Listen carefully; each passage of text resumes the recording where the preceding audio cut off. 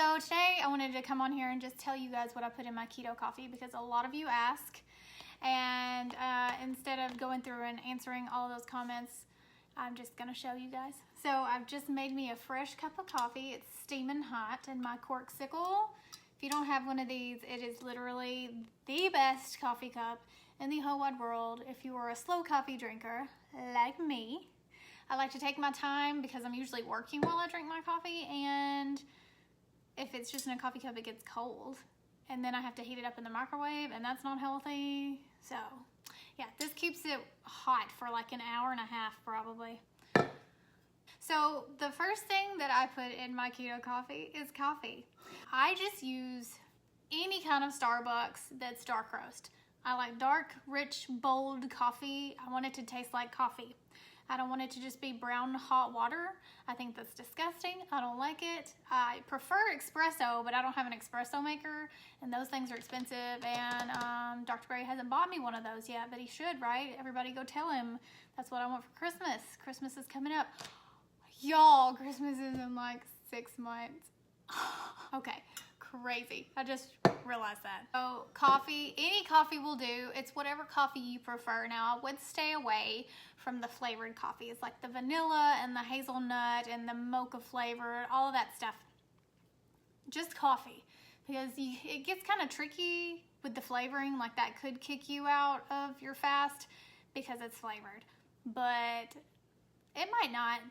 But I mean, my recommendation is just to drink regular, good old coffee. It can be Folgers, it can be Starbucks, it can be Dunkin' Donuts, it can be whatever coffee you want it to be. It doesn't have to be bulletproof, the brand, it can just be coffee. So after I make my piping hot cup of coffee, oh my God, it smells so good. I'm fixing to drink this whole cup in like 2 seconds.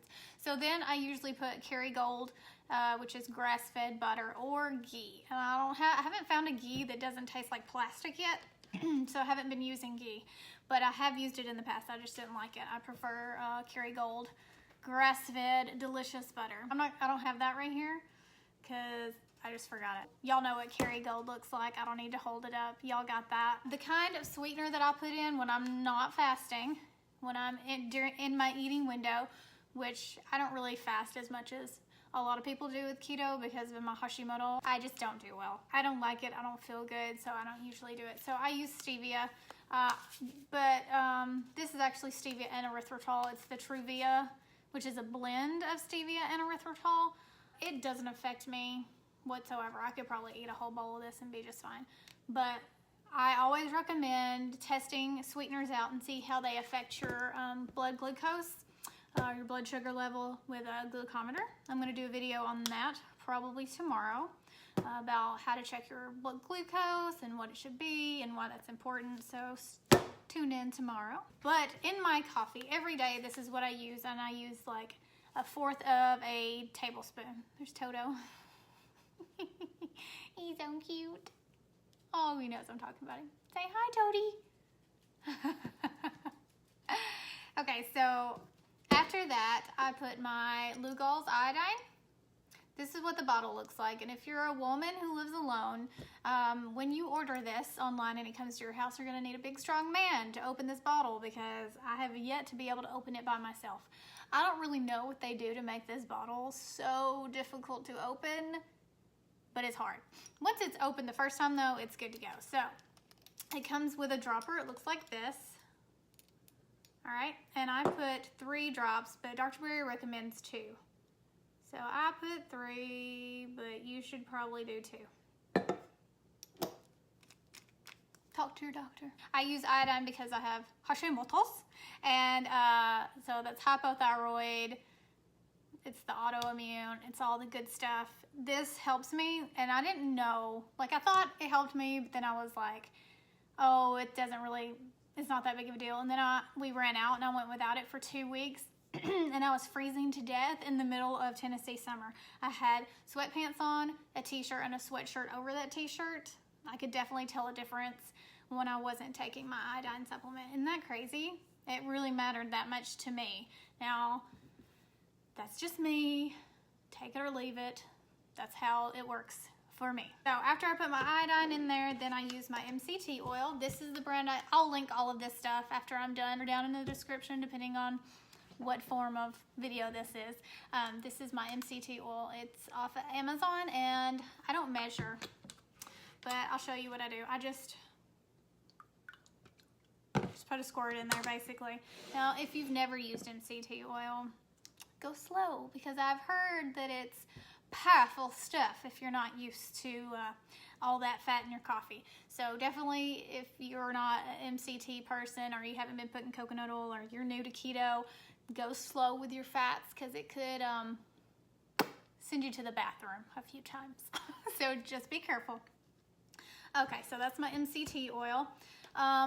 Sometimes I put some vanilla extract. I put a little vanilla extract in my coffee. Just sometimes, not all the time, but today I'm feeling a little bit like vanilla.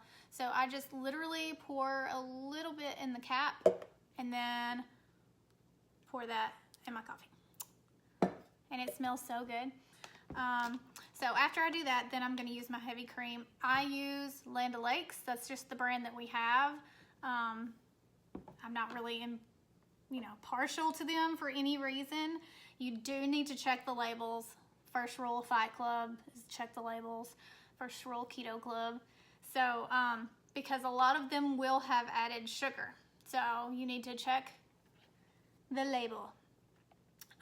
This one has 0 sugars and 0 carbs per tablespoon. Now, like I always say, because people get confused, just because it says 0 per tablespoon does not mean that there's 0 in this. It just means there's less than 1. So, this is not 0 sugar, this is not 0 carb, this is less than 1 per serving. So be careful with that. So this is how much I do of that. Look, y'all, I don't measure. That's it. I just go, poop.